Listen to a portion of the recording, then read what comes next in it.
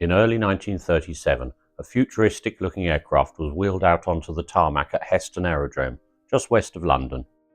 Officially named the Carden-Baynes Bee, it had been built by the Heston Aircraft Company, the same manufacturer of the Phoenix and the Horden-Richmond autoplane, to a design by Leslie Everett Baynes. A two-seater with a wide cockpit and dual controls, Bee was certainly unusual.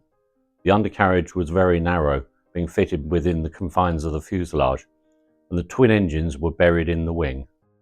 The two engines themselves were unusual, being unique adaptations of the Carden Ford, and quite unlike the more conventional Carden Fords being fitted to light aeroplanes at the time.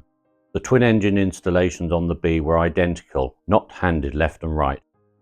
Viewed from behind, the cylinder block lay over to the left on its side, ports downwards, exhausting through the lower side of the wing.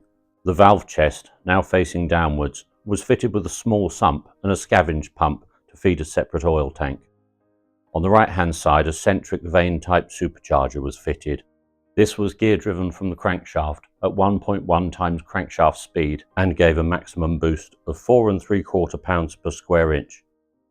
A radiator was fitted behind the supercharger, drawing air from an underwing scoop. The engine block was bolted direct to a cast aluminium mount, which also served to carry the propeller extension shaft, thrust bearing, magneto drives and assemblies. It was a complicated installation and very heavy for 40 horsepower. The one-piece wing, with its substantial box spar, was bolted to a 3-foot diameter turntable. With the windscreen and fuselage deck folded out of harm's way, 2 locking pins could be withdrawn and the wing pivoted through 90 degrees for storage. The first flight of the Bee took place on the 3rd of March 1937. Captain Hubert Broad, formerly de Havilland's chief test pilot, but by 1937 a test pilot at the Royal Aircraft Establishment, carried out the flight. It was a brief affair. Broad found the aircraft difficult to taxi and the engines overheated badly. Modifications to the cooling system were made. This photograph is interesting, not only because it shows a young lady demonstrating how easy it is to get in and out the Bee without flashing one's knickers, it also shows the additional cooling scoops that were fitted to the top of the wing after the first flight. These modifications were to no avail. On the second test flight, the port engine overheated and failed. Single engine performance was minimal and the flight ended in a turnip field some miles from Heston. A later proposal to build a larger Bee with 3 seats and water micron engines, which weighed the same as the Carden Fords but gave 50% more power, came to nothing. The Bee was broken up shortly before the Second World War. The Bee was an abject failure, but it was an unusually unsuccessful design from the drawing board of the talented Leslie Baynes. Baynes was born in 1902. Educated at Gresham School in Norfolk, in 1918 he joined the aircraft manufacturing company at Hendon. He then moved to Short Brothers at Rochester, where he designed the aerodynamic surfaces for the Short Singapore flying boat. In 1930 he designed the first of several gliders, the Scud-1. The prototype was built by Brandt Aircraft at Croydon, but production models were built in partnership with Edward Abbott, a coach builder from Wrecklesham, Surrey. With a 25-foot wingspan, light and easy to rig, the Scud-1 was designed for ridge flying at sites such as Dunstable. The Scud-2 soon followed, with a slightly longer fuselage, a much larger tapered wing, more suitable for soaring flight. In 1934, squadron leader Mungo Buxton set a new British altitude record in a Scud-2 at Sutton Bank, Yorkshire. In 1935, Baynes struck up a business association with Sir John Carden. Sir John, himself a talented engineer, worked for Vickers designing tanks and had also developed the Carden Ford Aero engine, an adaptation of the Ford 10 motorcar engine suitable for light aeroplanes. Sir John wished to develop a self-launching glider, and Baynes designed a suitable airframe based on the Scud-2 but with a more conventional fuselage and known as the Scud-3. Sir John developed the power unit, a 250cc Villiers 2-stroke engine mounted in a retractable pylon behind the wing. The engine could be deployed, started and retracted by the pilot when seated in the cockpit.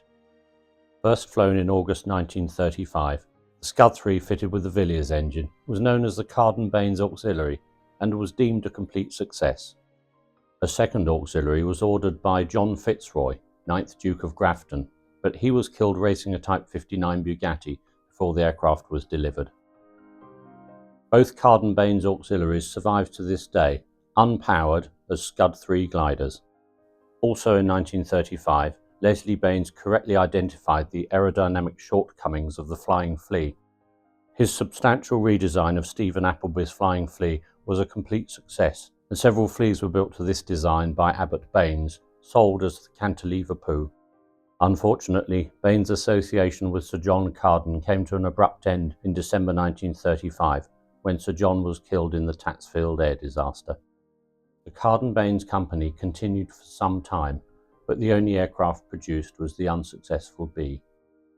In 1937, Baynes became aviation advisor to Alan Munns and Company. This futuristic twin tilt-rotor helicopter was designed then to be powered by two Pescara gas generators mounted in the lower fuselage. This and a similarly powered 6-propeller flying boat never left the drawing board. On a more practical level, Baynes was heavily involved in the installation of the turbine light in the Douglas Havoc. The Havoc, also equipped with radar, was meant to creep up on its quarry in the dark, then illuminate it with a searchlight for the accompanying night fighters to shoot down. The theory was reasonably sound, but rapid advances in radar technology in night fighters soon rendered the system obsolete. In 1941, Baynes proposed the delivery of tanks straight into the battlefield using this carrier wing glider. A third-scale prototype was built by Slingsby's at Kirkby Moorside and test flown in 1943 at Sherburn in Elmet by squadron leader Robert Cromfeld. Tank delivery was eventually made using the more conventional Hamilcar, but the Royal Aircraft Establishment adopted the Baynes Bat as a valuable research tool for swept-wing tailless flight. One of Baynes' last practical aeroplane projects was the Youngman Baynes High Lift.